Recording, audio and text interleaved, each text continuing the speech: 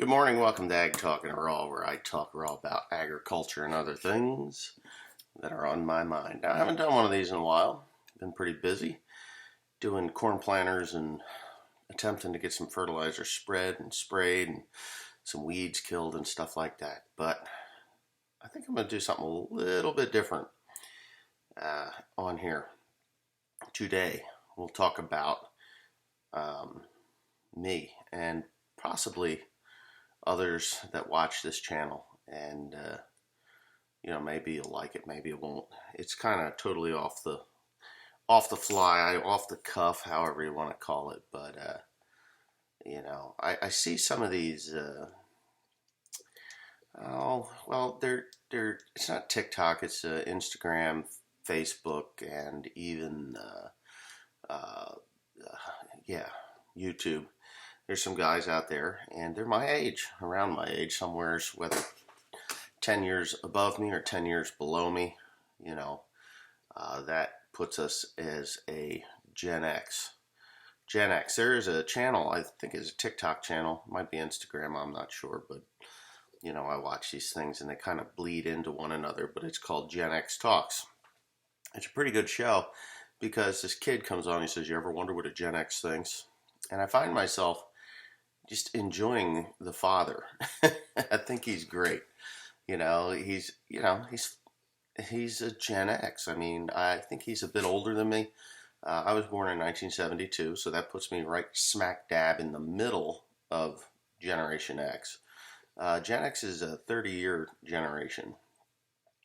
It really is. I believe it started in like 62 and ends in 82.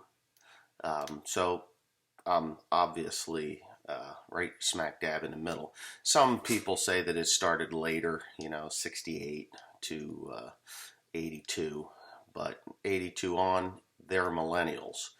Millennials went up until like 1995, 96, and then from there they were Gen Z. And I believe they're calling the new kids Gen A, alphas, but we don't care about those.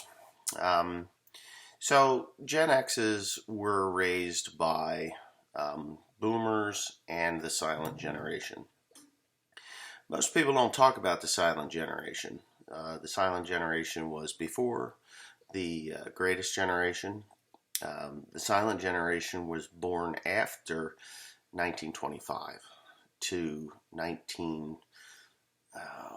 from 25 to 45. Those were the silent generation. The greatest generation were born from like 1910 to 1925. So the silent is from 26 and on.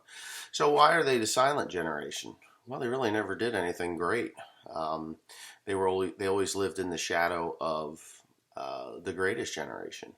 So the silent generation, the early silent generation, they went to Korea and fought in that war, which was a failure. That war was a failure, and the later silent generation went on to fight the early days of the Vietnam War. Again, another failure.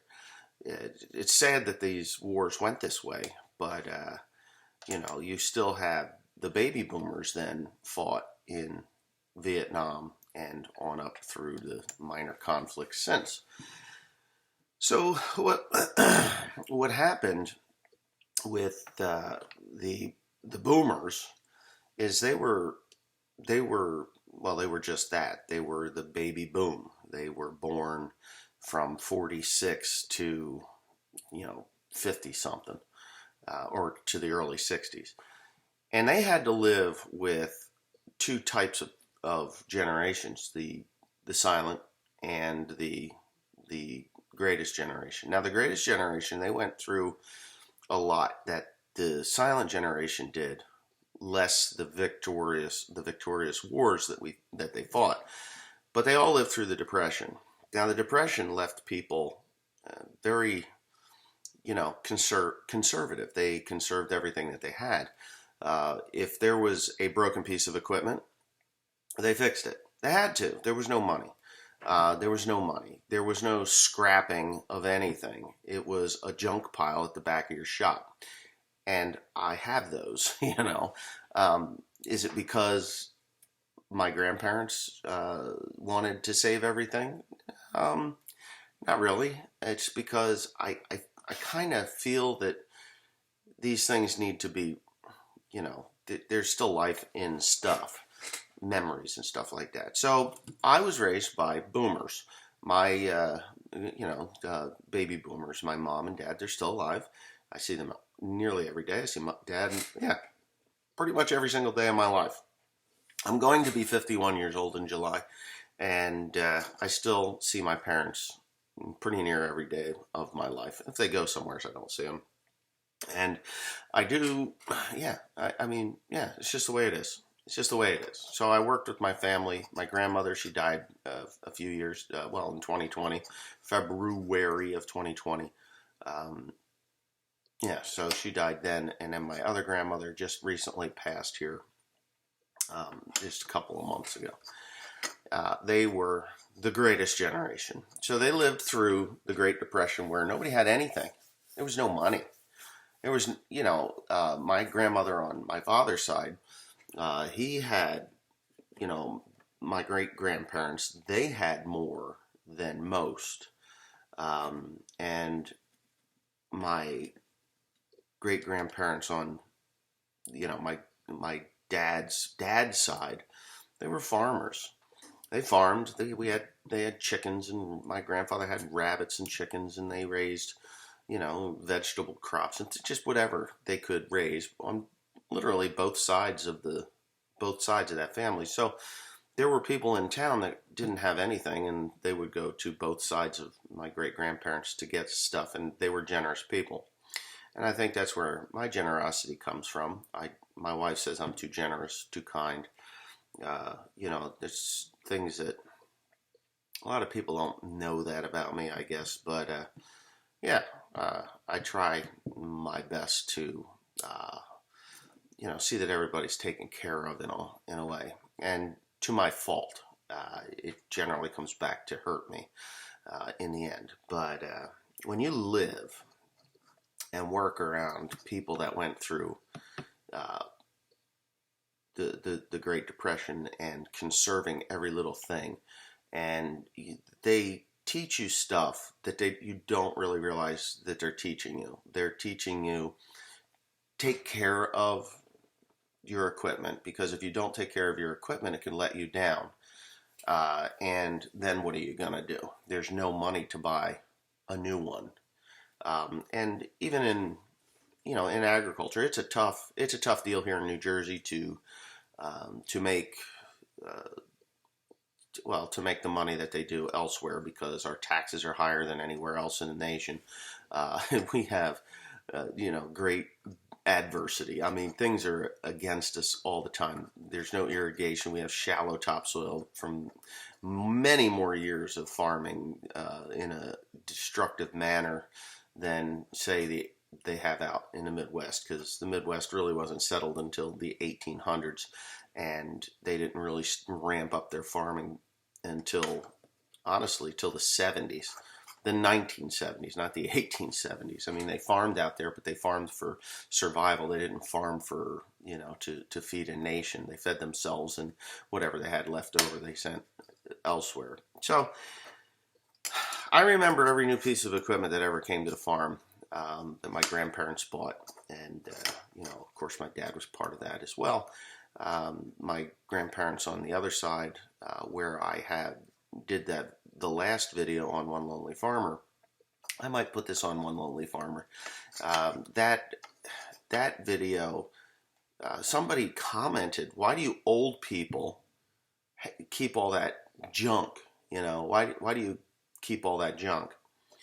Well, I think it stems from the the greatest generation and the silent generation folks. They kept their stuff. And when it came to the baby boomers with my parents' generation, now my parents are different than most baby boomers, for the simple reason they were farm kids. They grew up on a farm. and they saw the value in keeping these things.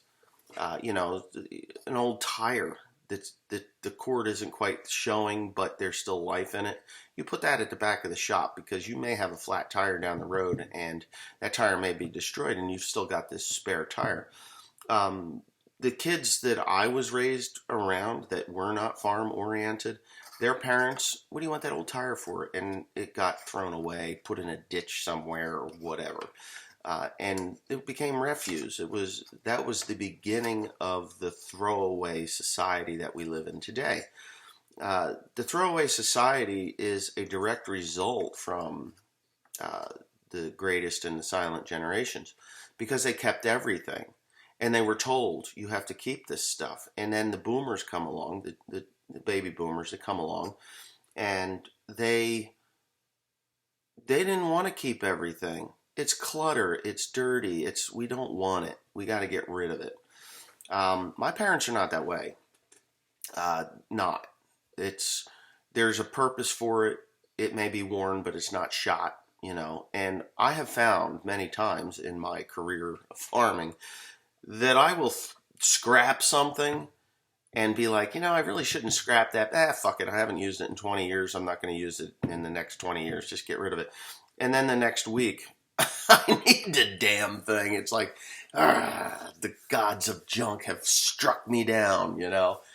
So, that's where the baby boomers have had, that's where their mindset was. And I was watching Wrangler Star, and he's a little older than me. I think he's like 6 or 7 years older than me. He is an early Gen Xer. So he was talking about the baby boomers and how they have ruined the chances of the next generations uh, in anything, because of the throwaway society that they created. I say it goes back to the greatest generation over the baby boomers because the greatest generation, the silent generation, made everybody save every damn thing that they could. And there was a huge scrapping campaign during World War II. And my great-grandparents drug implements into the woods. I'm not kidding you. I could go, I think it should still be down there. There's an old hay binder that that they drug it down in the woods. Old balers and stuff, they drug it down in the woods because they didn't want it to be scrapped or whatnot. So, because my great-grandparents were better off than a lot of folks in town and cities that didn't. But anyway, we'll move on to the... So you've got the baby boomers, and they've been... it's been pounded into their heads. You've got to save this stuff. They don't want to save this stuff. They want to get rid of this stuff. And I have seen this scores and scores and scores of times when a greatest generation or silent generation parent dies. The first thing that happens is the baby boomer calls up the refuse company and they back a gigantic dumpster to the door of the house and they throw every single thing that has seemingly no value into it, and the rest of the stuff gets sold off. I watched a channel. It was called Pop Z65. You can look him up. He was an old fella. He's a boomer. His father was in World War II. I do believe he was a air pilot. He was either a pilot or a bombardier or some stuff like that on airships, and he sold his father's war medals. He was a decorated soldier. He made it through the war. He did bombing runs in France, Germany. He did all that stuff. And this man sold his stuff. This man was the typical baby boomer, sold every single thing that his parents had accumulated over the years. And when his parents had died, they threw away what they felt was junk. And that was it, so that was Pop Z65. He's still alive. He still does videos once in a great while. He no longer lives in the Philippines. He moved back to the United States, and he was flat broke. He had lived up his parents' hard work. And that's what's happening or has happened or is still happening with baby boomers and their greatest and silent generation parents. Um, I can go, I can talk about my in-laws, my ex-in-laws, when the both sides parents died. They were greatest generation. One was silent. My ex mother-in-law's parents, they were silent generation. They were no, were they greatest? No, they were both greatest generation. They were a little bit older. They were the greatest generation, or yeah, the greatest generation. So I'll never forget. I was a kid. I was 17 years old when my ex-wife's grandfather died. I never met her grandmother. She died when she was very young. Had breast cancer and died.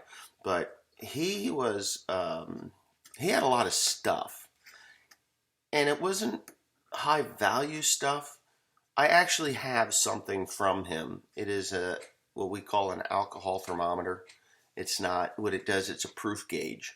So when you're making moonshine or whatever, you drop this little guy down into the alcohol, and it will float at the level of the proof of alcohol. And that was something that I salvaged from the dumpster that was in front of the house at my mother-in-law's parents' house. Everything was sold off and squandered. Here's a house in Manville that could have been a rental house that could have had perpetual income and for many, many years, but they elected to sell it off and take the money and blow it. So there was no wealth left from that. It was gone. And then we go to my in-laws, my father-in-law's side of the family. They were thrifty as the day is long. They had saved. They did take trips and did stuff like that, but they lived in a modest house, always bought used cars. The lawnmower that he had it since 1965, and he died in 2005. So all of this stuff was, God, it's been 19 years since they passed. 18 years since they passed. Anyway, whatever. 19 years since she passed, but 18 years since he passed. He lived about a year longer. When he died, they backed the dumpster up and dropped it off there, and my ex-grandmother-in-law, whom I cared very much for, she worked for Montgomery Ward. And Montgomery Wards had these, if you purchase, so much money, you would get a plate or a dish or a dinner set, a fancy pants dinner set for free. And because she worked at Montgomery Wards, she was given one of these dishes. She had the complete set from the punch bowl and everything that you could think of. She had the complete set. And he just heave-hoed everything into that dumpster. Well, where the hell am I going to put it? Well, I get it. I get it to the point where you can't keep everything. There's a lot of little trinkets and stuff like that. But he sold the guns. He sold everything that he could sell. And I do have a piece from them. Just one. That old-ass lathe that I use once in a while, that was my ex-wife's great-grandfather's lathe. And then, of course, it passed to her grandfather. And then he wasn't strong enough to move it to the dumpster, my ex-father-in-law. So apparently my wife's grandfather, my ex-wife's grandfather, he wanted me to have it because I had used it many times.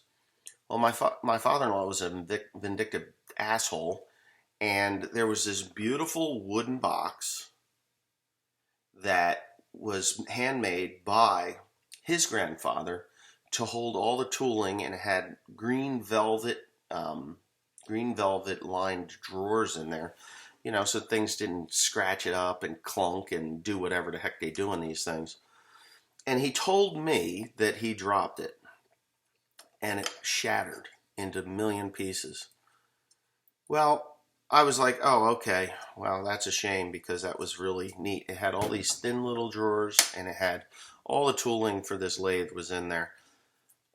I don't believe he did drop it. I believe because what I got was a 5-gallon pail of all the tools, the gauges, the calipers, the dial calipers, everything inside, outside, the boring bars, everything that was in this thing, and it was probably 2.5 feet wide with all these little drawers in it, and it was all made out of oak, and it probably stood maybe 1.5 feet tall or more. It was pretty big. He said he dropped it. I can tell you that 5-gallon pail weighed about 75 pounds. I think there was 2 5-gallon pails full of stuff. Each one of them weighed like 75 pounds. He lied to me. I know he lied to me. He took all the tools out of there, dumped them into the bucket, and then sold that little chest of drawers because it was made in, I would say, in the early part of the 18th 1900s. It was old. So that's where the baby boomers came in. That was their whole thing. And now you've got guys like me, that do save stuff because we were raised a little different. Farm kids, were raised a little bit different than the city folk, with this throwaway generation. And the throwaway generation is Gen X. We are the throwaway, the boomers, late boomers, Gen Xers, and millennials. Now, these new kids, they don't give a fuck about nothing. And that's a fact. They don't care about family. They don't care about anything past their nose. If it's on here, this is the utmost importance to them, is this little device that you can scroll through and watch nonsensical videos of a guy parading as a girl and a girl parading as a guy, telling you that this is the wave of the future. It's a dead end, guys. If you're transsexual or transgender or whatever, and I mean this in the utmost respect, we all have the right to live our lives the way we choose to. I live my life. I honestly don't want to see transgenders. I don't. And I'm going to, talk about 3 transgenders that I met at How Farms Work. Wonderful people. Honest to God. If I saw them on the street, I wouldn't have talked to them. As a matter of fact, I would just be like, I don't want to know your story. I don't know their story. I do know that they were very nice to talk to, very polite people. And the one video that I made on the school shooting and transgenders, one of them had sent me, I'm not going to mention names, but one of them had sent me a message saying, oh, I guess things have changed since we met at How Farms Work. Well, things haven't changed at all. I still find you to be interesting souls. Would we be best buddies, if we met on the street or, no, I don't believe we would. We did meet and I did enjoy your company and it was nice, but we have very different views on things that, even though I'm not even going to get into it, but we have very different views on very different subjects in the way, men and women are. There are 2 genders. I'm sorry that you feel that you were born into the wrong bodies or whatever it is you feel. I did say that it was a mental illness, and I honestly do believe it is. I'm sorry if this hurts your feelings, but it's not meant to. It's just used to be the opinion of every medical professional in the world that it was a mental disorder or some form of mental or abuse caused you to be the way that you are. And, I don't know. I'm not a medical professional. I'm just a dumb farmer from New Jersey. But anyway, these were behaviors that were not tolerated by the greatest, the silent, the boomers, and the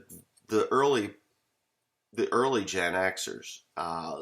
Was only in the last millennials and Gen Zs that find this to be an acceptable behavior, and you know, just an acceptable behavior, and people that should accept you for what you are, who you are. Well, I accept everybody for who they are. I don't really, if you're an asshole, you're an asshole. If you're gay, you're gay. I don't care. You live your life, I'll live mine. That's the way most Gen Xers were or are still today. The ones that survived it. Um, the the the funny thing with Gen Xers is it's not a funny thing, it's just a thing. The weird thing about Gen Xers, when we grew up, there was no racism. There was the occasional ignorant jerk that got beat up in the courtyard for picking on a black kid, a Spanish kid, or whatever, on the playground. And we did. Well, yeah, if you were an ignorant jerk to the new kid that showed up and his skin color was darker, and you called him a N-I-double-G-er, or whatever, a spick and span, you actually got your ass kicked. And it was that way for my whole life. Nobody cared. My grandmother was very accepting of all ethnicities, but her brother was not. He just was. There was, I don't know whether it was the stereotypical thing in him, stereotype in him, but he was just brutal.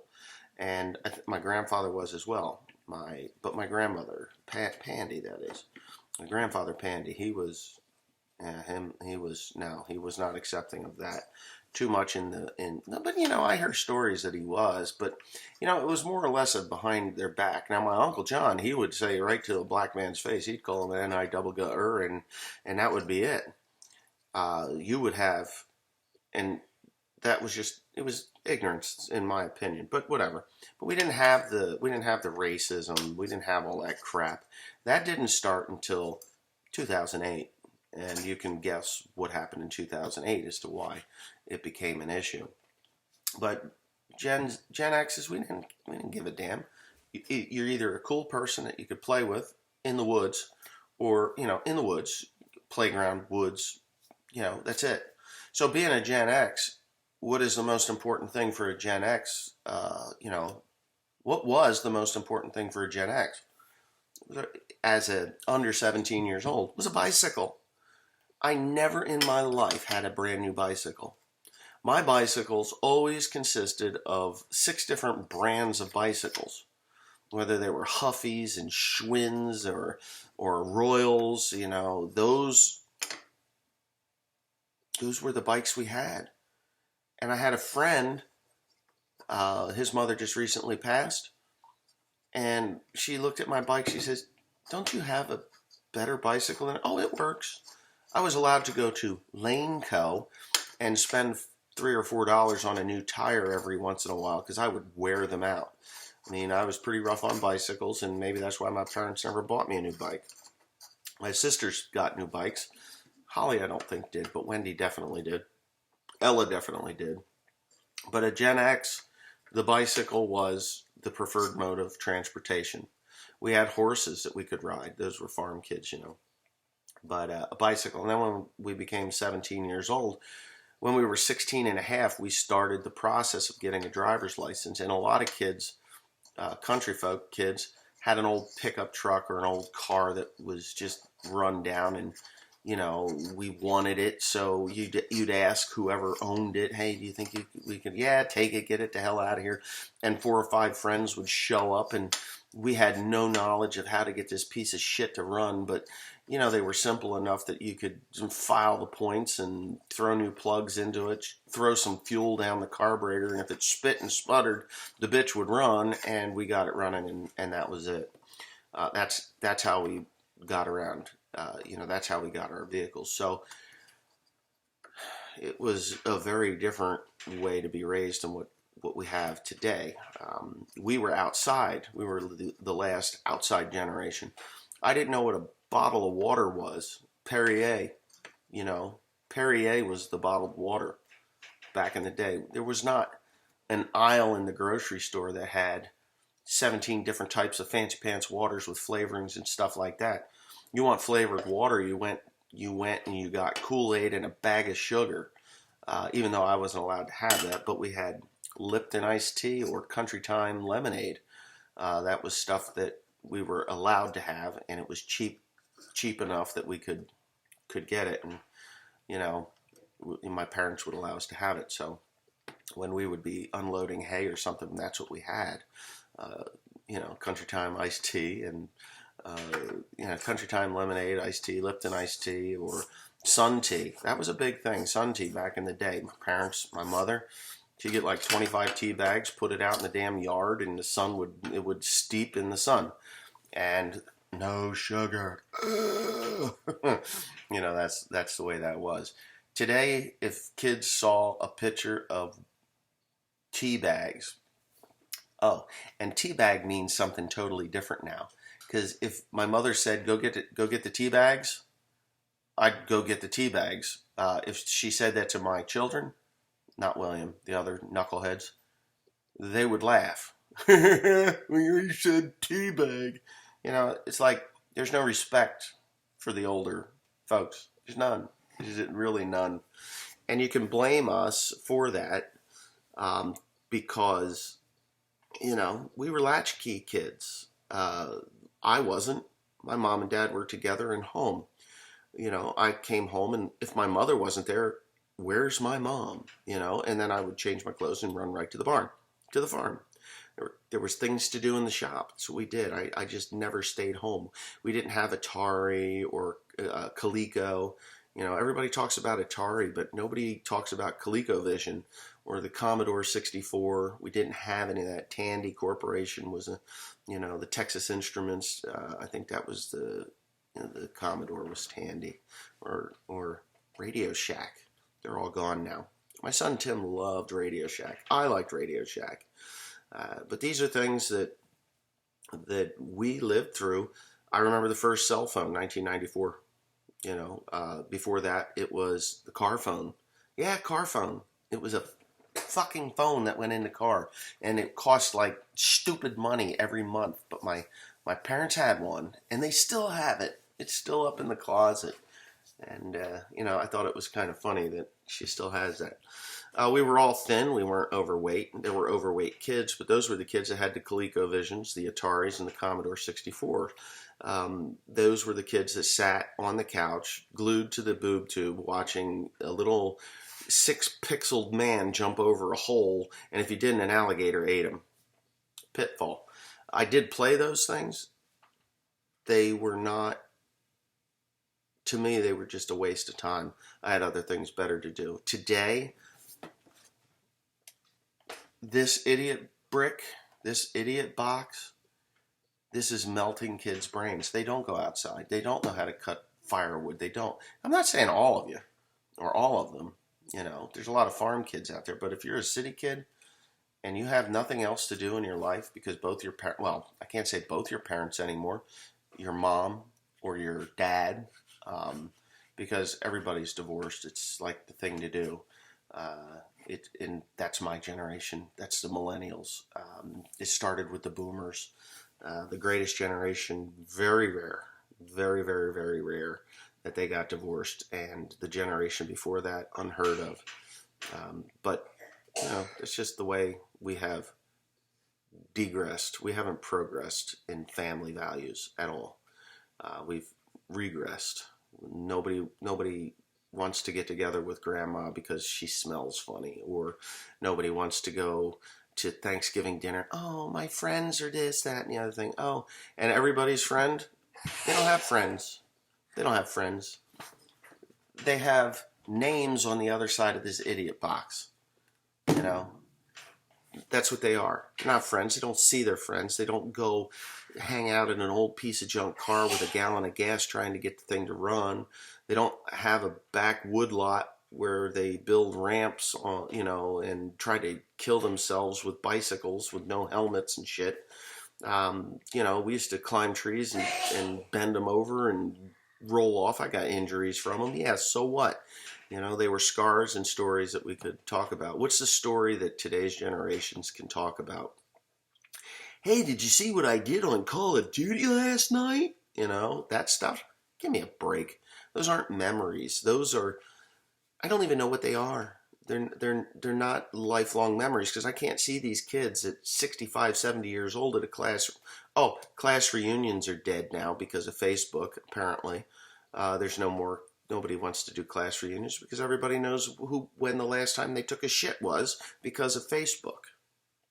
You know, Facebook. What the fuck? Facebook, they're not your friends. I look at a Facebook, Facebook, and how many friends you got? Oh, I got 400 friends on Facebook. When was the last time you saw these people? Oh, I I've never met them. You know, it's like what? Timothy, my son Timothy, he's one. He plays these online video games. He goes and plays Grand Theft Auto and all these different games with people that he calls his friends. He's never met them. They're words on a screen or a voice in his headset. They've never met these people.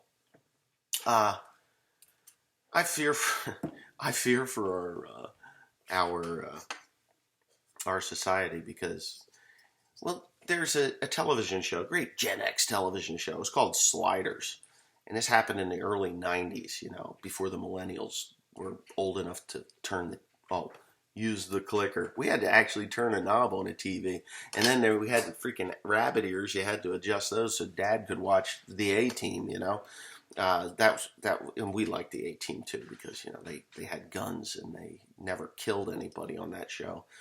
They blew stuff up, but nobody ever died, and not even close. Dukes of Hazzard, and just these different television shows. We used to do a lot of different things, and I just think that when people look back on our generation, they don't see us for what we were, who we were. Uh, Everybody wants to talk about the millennials and the boomers now. People call me a boomer. I'm like, dude, you're dumb. You don't know your asshole from a shoe sole. And they think they know everything. They think they know everything. Oh, and here's another one. And this goes to England, and it's all over the world. It's not just the United States. But Lord Muck, Kurt, Lord Muck. If you don't know Lord Muck or Kurt, you want to call him whatever you want to call him. He's a great guy.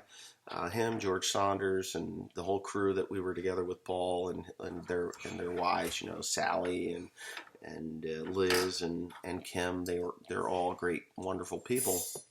They're from my generation, except for Kim. Kim's a millennial, but down to earth, hardworking girl. Sally, again, down to earth Gen Xer. So these, they're talking about the next generations that are coming up and how they need constant praise. Constant praise. I've experienced this with people that I've hired over the years and more recently with my own family members, how they need constant praise, how they need, like Kurt was talking, he says, look, you got to give a kid something.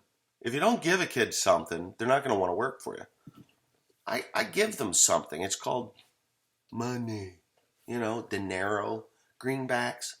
You can go down into the city and get a blowjob if you want. It's money. That's what I gave you. That was what I give you for the job that you do here. No, no, no, no, no. You got to give them something. The only way you're going to get these kids to actually work is if you can start them out at a lower rate, but in 6 months give them 20 cents raise. Well, I'll give them a raise if they're worth it. Give them incentive. If you want a kid to work in a shop, give them a little tool set. That'll make their day. They'll think they're getting something great, It's like, since when do I have to do all this crap? You come to work for me, you get a paycheck. If you want a raise, you're asking for it, and then I will evaluate it. I don't just hand out raises, just so y'all know. I never did. I'm not going to. If you feel that you're valuable enough for a raise, but kids don't do that. They'll whine and they'll bitch. Oh, the workload, the workload. Yeah, okay. How about in the wintertime when you don't show up for days and you still get paid? You still get paid. When you work for me and it's wintertime, if the hay is where it belongs and the corn is hauled out and the machines are worked on, you can take 2 months off in the wintertime. Come in a day or two a week. That's fine. I'm okay with that. You're still getting your full pay. That was the amazing thing about working for me. The problem with that was their brains stopped at Christmas. Just and didn't pick up again until March. They forget that they got paid to do minimal nothing those months. January, February. There's 2 months that, that's all right. We don't need to work on anything right now. Go home. Go do something else. I had people that had another job in the wintertime, pushing snow, cutting firewood, whatever they wanted to do. Sit at home and play Atari or whatever they play nowadays, their phone. And then in the summer, it's like, okay, payback time. You're going to work long hours, and all that money that you got for basically doing nothing is now going to be made up here. You got your vacation. You could have took the money that you got paid and went to the Caribbean if you wanted summertime fun. Go to the Caribbean. It's cheap enough. It's close enough. In 3 hours, 4 hours, you could be there. Down to Florida, whatever. I don't see that. So giving kids something is not in my deck of cards. I'm not giving you something. You're going to earn it. I had to earn it. You should have to earn it. And that's just it. So now I can probably fold this up. I don't know if you're going to enjoy this or not. You may even look at it and say, what the fuck is he talking about? Or you just say, hey, you know what? You're right, or you're wrong, or my experience was different. If your experience was different, put it down in the comments. It's cool. I like to read comments. So have at it. I think I'm going to put this on One Lonely Farmer. I think that's a good spot to be. So have a nice day.